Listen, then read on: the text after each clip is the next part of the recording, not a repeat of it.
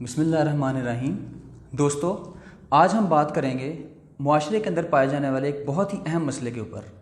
आज का मेरा टॉपिक है स्ट्रेस यानी ज़हनी दबाव। मुआशरे के अंदर अगर आप नज़र दौड़ाएं, एक स्कूल जाते हुए बच्चे से लेके एक बहुत बड़ा बिजनेसमैन, कारोबारी शख्स जो कि बहुत ज़्यादा पैसा कमा रहा है, उसके बावजूद ज़हनी दबाव का शिकार है।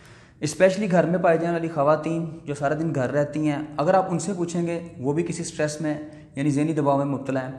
तो आज हम बात करेंगे सबसे पहले उन 4 इंपॉर्टेंट लोगों की जो कि ज़्यादातर स्ट्रेस में इन्वॉल्व हैं, और फिर हम बात करेंगे स्ट्रेस की काजेज़ के ऊपर कि स्ट्रेस की वजूहात क्या हैं, इसके असरात क्या हैं, और एंड में हम बात करेंगे इसके सोल्यूशंस के हवाले से कि स्ट्रेस को हम अपनी ज़िंदगी में किस तरह मिनिमाइज़ कर सकते हैं और अपनी परफॉर्मेंस को किस तरह हम बेहतर बना सकते हैं। और एंड में मैं आपको एक खूबसूरत वाक़या भी सुनाऊंगा जो कि आपके लिए बड़ा इंप्रेसिव होगा और जिसको सुन के आपको लगेगा कि ज़िंदगी के अंदर स्ट्रेस जो है, बाज़ दफ़ा हम विदाउट एनी नीड या अननेसेसरी स्ट्रेस का शिकार होते हैं, यानी बिला ज़रूरत जो है ज़हनी दबाव का शिकार होते हैं। तो सबसे पहले हम शुरू करते हैं उन 4 लोगों के बारे में जो कि बहुत ज़्यादा स्ट्रेस का शिकार होते हैं। इनमें नंबर 1 है ख़वातीन। जी, अगर हम ख़वातीन की बात करें तो आम तौर पे ख़वातीन मर्दों की निस्बत स्ट्रेस का ज़्यादा शिकार हैं। इसकी वजह क्या है? इसकी 2-3 अहम वजूहात हैं। सबसे पहले तो यह, अगर नेचुरली औरत की साइकोलॉजिकली उसकी बैकग्राउंड देखा जाए या उसको ज़हन को देखा जाए तो नेचुरली औरतें इमोशनल होती हैं, यानी ज़्यादा जज्बाती होती हैं। तो इस वजह से वो बहुत ज़्यादा ज़हनी दबाव का शिकार रहती हैं। वो छोटी छोटी बातों को फील करती हैं, बहुत ज़्यादा सेंसिटिव होती हैं, यानी हसास तबीयत की मालिक होती हैं, जिसकी वजह से वो ज़्यादा स्ट्रेस का शिकार होती हैं। फिर इसके बाद नंबर 2 पे जो दूसरे लोग हैं जो कि ज़्यादा स्ट्रेस का शिकार होते हैं, ये आमतौर पे इंट्रोवर्ट लोग। इंट्रोवर्ट क्या होता है? ऐसा इंसान जो कम गो है, जो अपनी चीज़ें किसी के साथ शेयर नहीं करता। एक इंग्लिश का बड़ा मशहूर मुहावरा है कि डीप वाटर्स रन साइलेंट। जो पानी बहुत गहरे होते हैं ना, वो खामोशी से चलते हैं। यानी ऐसे शख्स जिसके अंदर बहुत सी बातें छुपी हुई होती हैं, जो अपनी चीज़ें किसी के साथ शेयर नहीं करता, जिन लोगों की दोस्ती नहीं होती या फैमिली में किसी के साथ शेयरिंग नहीं होती, वो आमतौर पर अपने मसाइल को एक डायमेंशन से, एक ही आस्पेक्ट से लेके देख रहे होते हैं और आहिस्ता आहिस्ता वही चीज़ उन्हें स्ट्रेस का शिकार कर देती है। आमतौर पर वो लोग जो अपने मसाइल दूसरों से शेयर करते हैं वो स्ट्रेस का कम शिकार होते हैं, क्योंकि बाज़ दफ़ा आपको कोई अच्छी या एक्सपर्ट ओपिनियन जो है वो बहुत ज़्यादा स्ट्रेस से बचा लेती है और आपका ईजी सोल्यूशन मिल जाता है। नंबर 3 पे जो लोग जो ज़्यादा स्ट्रेस का शिकार होते हैं, ये हैं ज़्यादा कारोबारी हज़रात। वैसे लोग जो कि सारा दिन कारोबार की दौड़ धूप में लगे रहते हैं, ये लोग जॉब वाले यानी जो जॉब पेशा अफराद हैं उनकी निस्बत कम बहुत ज़्यादा स्ट्रेस का शिकार है। क्योंकि जॉब वाला बंदा जो है वो आमतौर पे उसकी ज़िम्मेदारी सिर्फ अपने ऑफिस की हद तक होती है। उसको अगर स्ट्रेस होगा भी तो काम का स्ट्रेस होगा कि मेरा काम रह गया है, इतना मैंने कर लिया है। लेकिन कारोबारी जो हज़रात हैं उनको स्ट्रेस जो है घर में आने के बावजूद दोबारा ज़्यादा स्ट्रेस शुरू हो जाता है, क्योंकि आपकी सोच जो है, आपकी जो फ़िक्र है उस तरफ ही अटकी रहती है। और स्पेशली वो लोग जो कि बहुत बड़े बिजनेस में इंगेज हैं, उनकी सारा दिन जो है वो सारा दिन दिमाग जो है उसी तरफ मूव करता रहता है और वो आमतौर पर स्ट्रेस के बारे में ही सोचते रहते हैं। तो ये लोग भी ज़्यादा स्ट्रेस का शिकार हो जाते हैं। और नंबर 4 जो है, इसमें मैं एक और कैटेगरी ऐड करूँगा। बेसिकली एक पॉजिटिव कैटेगरी है, लेकिन फिर भी स्ट्रेस जो है पॉजिटिव लोगों में भी पाया जा सकता है।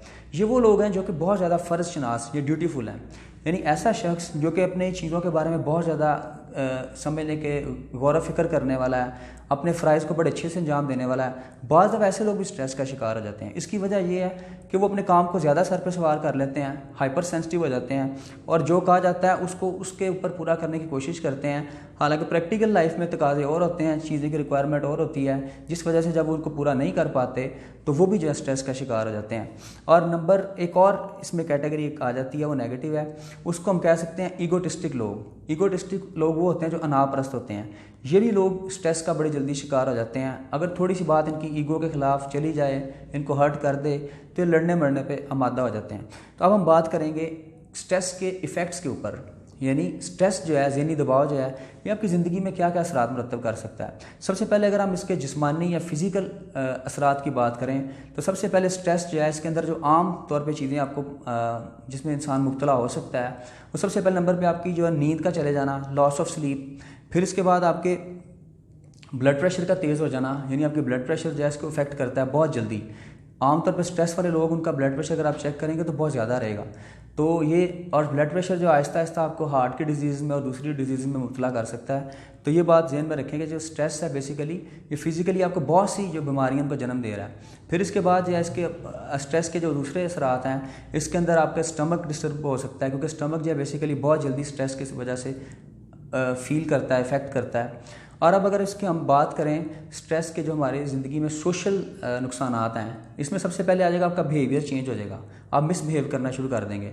हम बहुत ज़्यादा देखते हैं कि जो दफ्तर में बॉस है या जो मालिक है वो अपने सबऑर्डिनेट्स के साथ, मुलाजमीन के साथ उसका रवैया बड़ा अजीब सा होता है। असल में अगर हम 100 एग्जाम्पल दें तो उसमें से जो 90 एग्जाम्पल्स हैं ना, वो उन लोगों की निकलेंगी जो कि स्ट्रेस का शिकार हैं, क्योंकि स्ट्रेस की वजह से वो अपने सबऑर्डिनेट्स के साथ अच्छा रवैया नहीं रख पाते और उनको जो है वो गालम गलोच या बुरी लैंग्वेज इस्तेमाल करना शुरू कर देते हैं।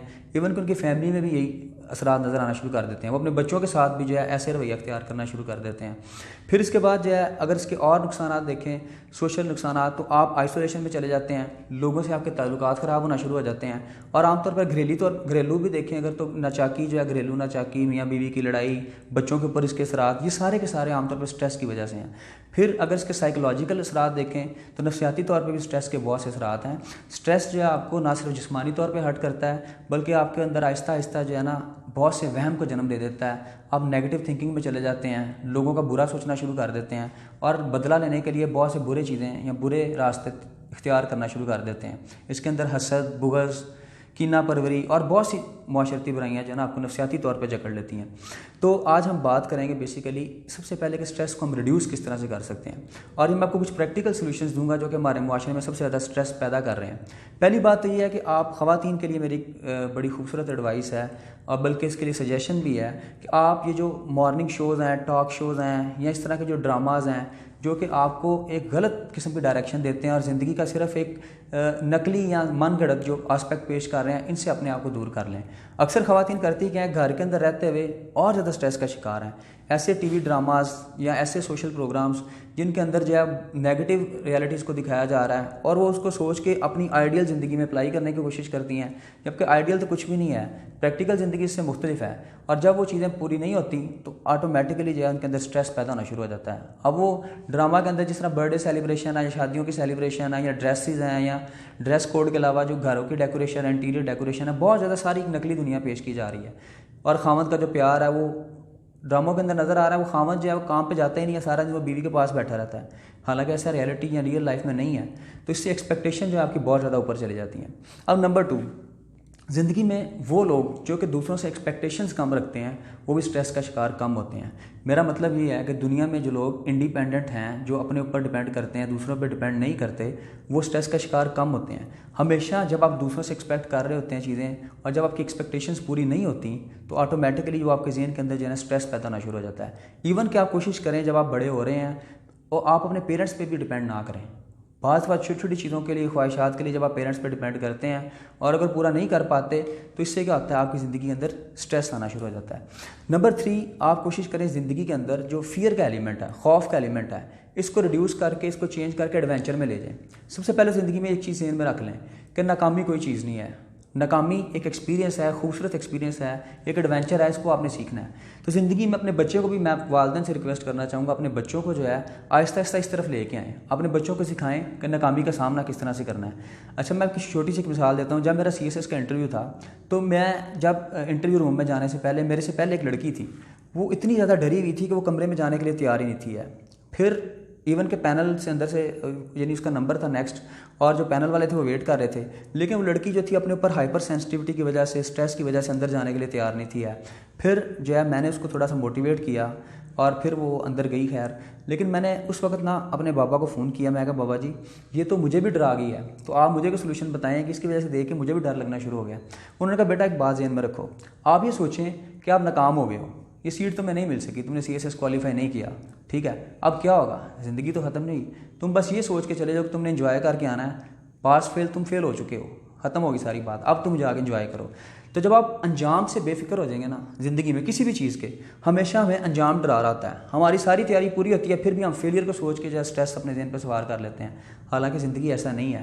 ज़िंदगी के अंदर बहुत से खूबसूरत मौके हैं और नाकामी भी आपको सीखने के लिए होती है। तो ज़िंदगी के अंदर चीज़ों को एडवेंचर अप्रोच के साथ चलें, अपने बच्चों को एडवेंचरिस्टिक बनाएं, उन्हें सबसे पहले फेलियर को हैंडल करना सिखाएं।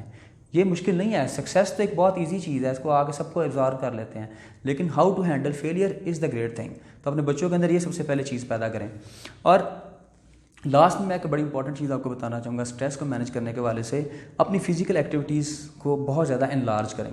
वर्जिश करें, खेल कूद करें, अपनी फैमिली के साथ टाइम स्पेंड करें। जैकमा अली बाबा का CEO है, जो कि ऑनलाइन शॉपिंग कंपनी है, बहुत ज़्यादा रिच आदमी है दुनिया का। जैकमा की मैं स्पीच सुन रहा था, उसने एक बड़ी खूबसूरत बात की।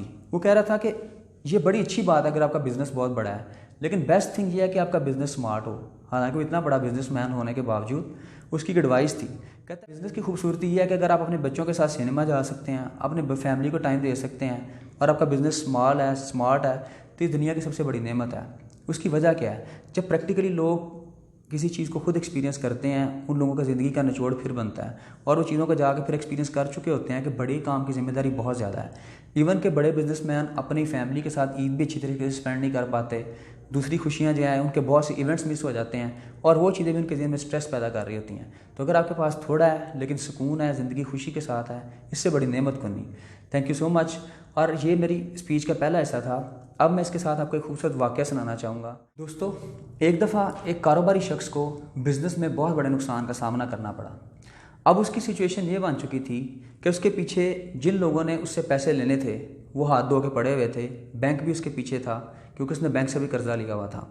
वो सोचता है कि मैं तंग आके अपनी ज़िंदगी से खुदकुशी कर लूँ, और वो ऐसा जब करने का सोचता है तो कहता है मेरी ज़िंदगी का आज आखिरी दिन है, मैं जाके बाहर ज़िंदगी का दिन गुजारता हूँ, कल मैं खुदकुशी कर लूँगा। ये सोच के वो एक पार्क की तरफ चल देता है।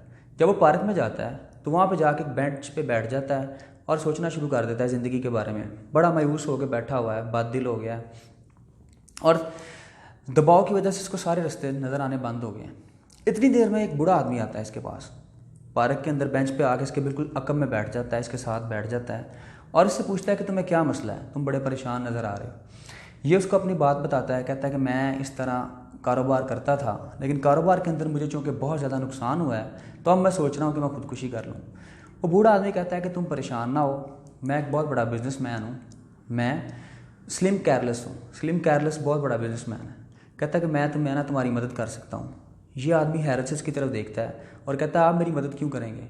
वो कहता है तुम परेशान ना हो। वो अपनी जेब से एक चेकबुक निकालता है और उस चेक के ऊपर $1 मिलियन लिख के, यानी $10 लाख की रकम लिख के इस शख्स को थमा देता है। अब ये चेक लेके अपनी जेब में डालता है और कहता है कि मैं आपको पैसे वापस किस तरह से करूँगा। वो कहता है तुम परेशान ना हो, तुम अपना जाकर कारोबार ठीक करो और 1 साल बाद जब तुम्हारा कारोबार ठीक हो जाए तुम वापस मुझे इसी जगह पे आके मिलना और मेरे पैसे लौटा देना। ये इंसान बहुत ज़्यादा खुश होता है, हंसी खुशी वापस आता है और आके ना वो चेक जो है अपने दराज में रखता है और सो जाता है। अब सुबह उठ के ये दोबारा दफ्तर में जाता है और दफ्तर जाते हुए सोचता है कि मैं चेक साथ ले जाऊँ, पैसे विड्रॉ करवा के अपना काम ठीक करूँ, लेकिन फिर सोचता है इतनी बड़ी अमाउंट है, मैं क्यों ना पहले जो मेरे पास रिसोर्सेज हैं, थोड़े बहुत जिनसे पैसे लेने हैं जिन लोगों से, उनसे अपने जो कैश मैनेज करूं और काम दोबारा शुरू करता हूं। अगर मुझे वाकई को सख्त ज़रूरत हुई तो मैं उस कैश को जो है विड्रॉ करवा लूँगा। अच्छा, अब वो अपना काम शुरू करता है, जिनको पैसे दिए हुए थे उनसे पैसे लेता है, काम शुरू हो जाता है। कुछ दिन गुजरते हैं, आहिस्ता आहिस्ता बिज़नेस की कंडीशन बेहतर होना शुरू हो जाती है और ये भी ज़हनी दबाव से बाहर आ जाता है। फिर इसको चेक के बारे में भूल जाता है। इस तरह टाइम गुजरता जाता है, बिज़नेस बहुत ज़्यादा ग्रो कर जाता है। अब एक दिन ये क्या करता है कि एक दिन अपनी को दफ्तर उस दराज में से कोई ज़रूरी फाइल्स निकाल रहा होता है, इसको सामने वो चेक नज़र आता है। ये वो चेक पकड़ता है, जब देखता है तो उसको सारा वाक़या याद आता है, क्योंकि ये पहले भूल चुका था उस चीज़ के बारे में। इसे याद आता है कि मैंने तो एक बूढ़े आदमी से रकम ली थी और मैंने उसको वापस करना था। फिर सोचता है इसमें कुछ टाइम बाकी है।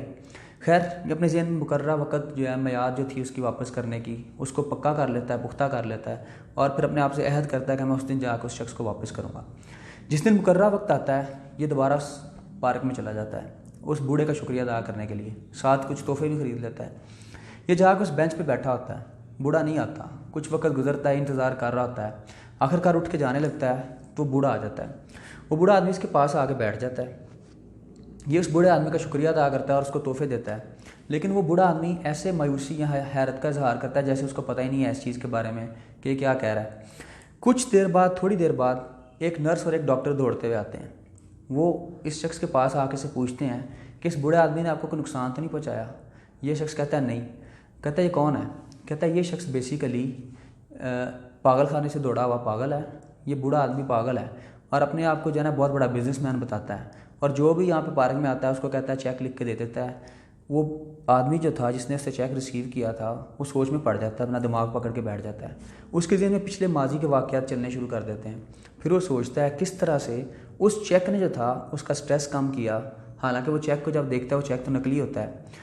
तो मैं एक छोटी सी बात दोस्तों आपसे शेयर करना चाहूँगा। बाज़ बार ज़िंदगी के अंदर हमें एक छोटा सा सहारा जो है, चाहे वो नकली क्यों ना हो, बहुत ज़्यादा खुशी दे देता है। इसी तरह जिन चीज़ों को लेकर हम परेशान होते हैं, यकीन करें हकीकत में भी उनकी वक़्त कुछ नहीं होती, लेकिन हम उन चीज़ों को अपने सर पे सवार करके इसी तरह मौत के करीब पहुंच जाते हैं।